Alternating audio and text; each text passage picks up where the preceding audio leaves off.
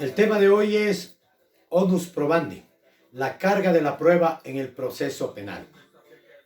Hoy los procesos penales no se ganan con tanta doctrina, con tanta jurisprudencia constitucional, judicial o internacional.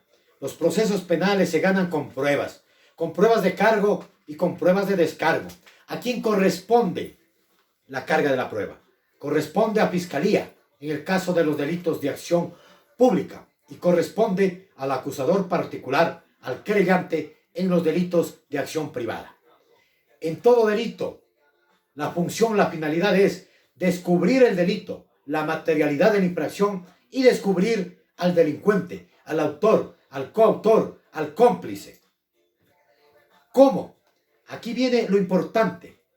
El cuándo, el cómo, el dónde, la forma, el por qué y el para qué.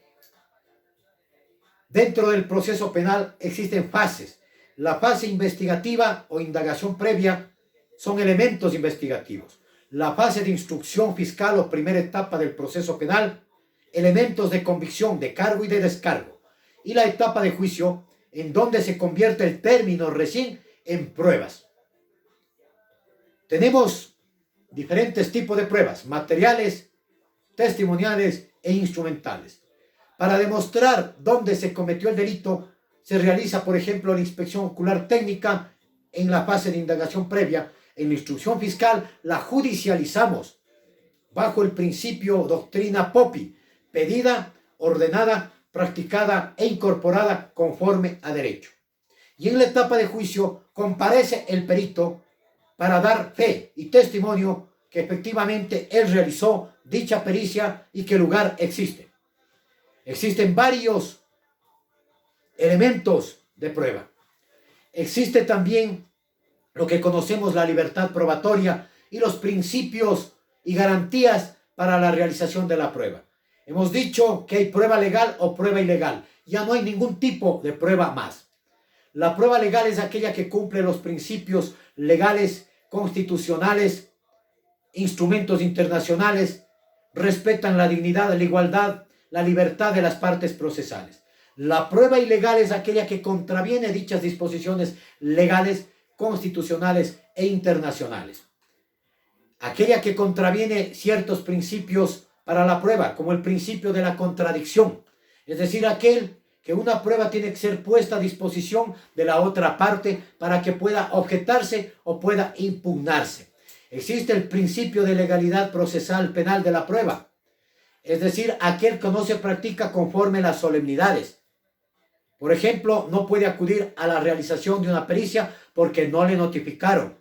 Le convierte en prueba ilegal. Cuando no resuelve conforme a lo establecido por uno de los jueces de garantías penales, por ejemplo, el testimonio anticipado tiene que hacérselo en la cámara de Gesell, que se denomina. Hay pruebas públicas y pruebas que se realizan con reserva. Por ejemplo, las pruebas públicas son todas aquellas a las que puede acudir el público, las partes procesales. Las pruebas de carácter reservado son las que hacen referencia a delitos sexuales y en contra de la seguridad del Estado. Otro principio fundamental es la pertinencia de la prueba, es decir, sobre el motivo por el cual se está investigando o por el cual se está juzgando en la audiencia de juicio. También un principio es fundamental de la comunidad de la prueba o universalidad de la prueba. Es decir, que la prueba de la otra parte procesal puede ser utilizada por la otra parte procesal para que tenga legalidad y sea valorada a favor de su patrocinado. Existe el principio del discernimiento de la prueba. Es decir, no es otro que el argumento que presenta una de las partes procesales sobre el porqué, sobre la pertinencia y sobre la legalidad de la prueba. Es el principio que el juez hace para darle el valor legal o no a dicha prueba. Aquí es importante, luego de estos principios procesales, el de inmediación también. Es cuando comparece un testigo ante el Tribunal de Garantías Penales a que él exponga los motivos por el cual está presente rindiendo su testimonio. Lo mismo la prueba documental, cuando alguien presenta un documento, este tiene que ser avalizado, judicializado. Solo vale cuando comparece a reconocer lo que diga ese instrumento o documento en la etapa de juicio ante los tribunales. Hay otros principios sobre la prueba, sin embargo, estos son los fundamentales, son los que llevan a la realización de una tutela judicial plena, a una seguridad jurídica plena, a una igualdad procesal plena, a un debido proceso en que no se cometan errores. Hay dos figuras jurídicas, la certeza y la duda razonable.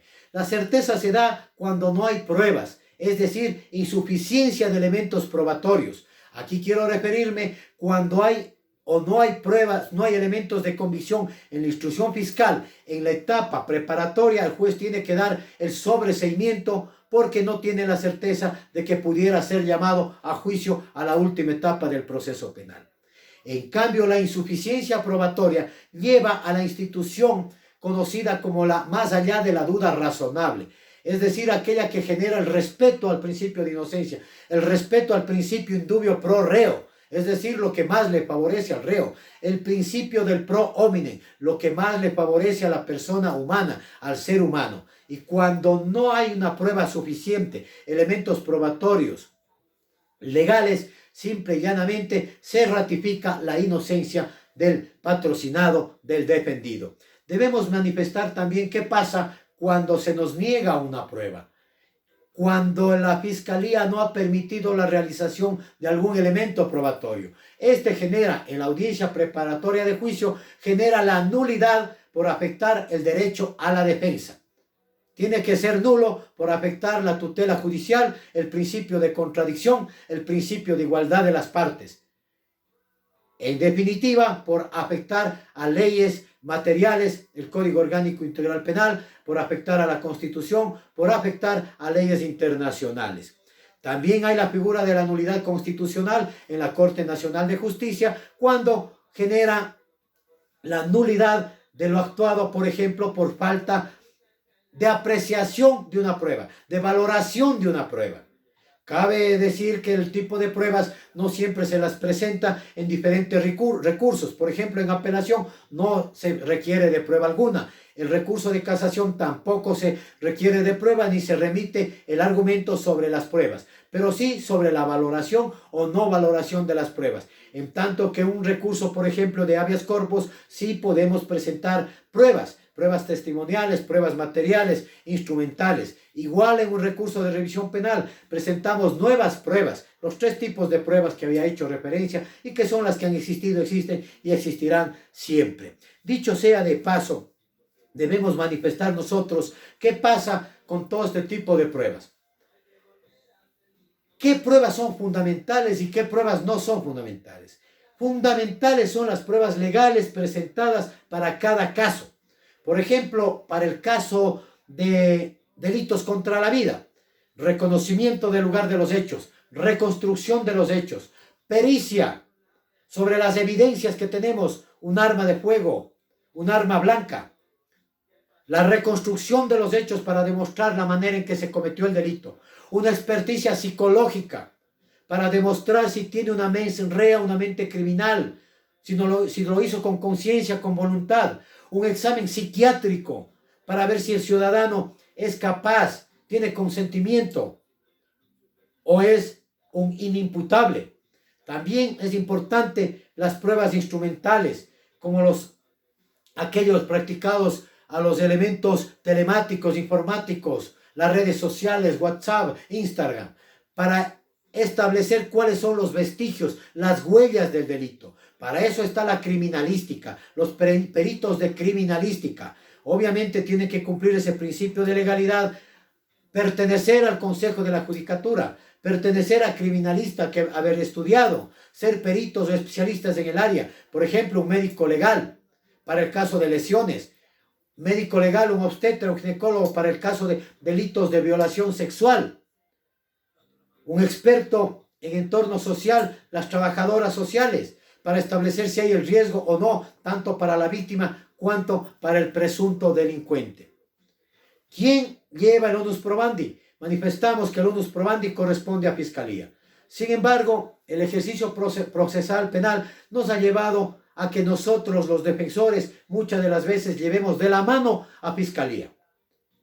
Probemos nosotros la verdad histórica, no solo la verdad procesal.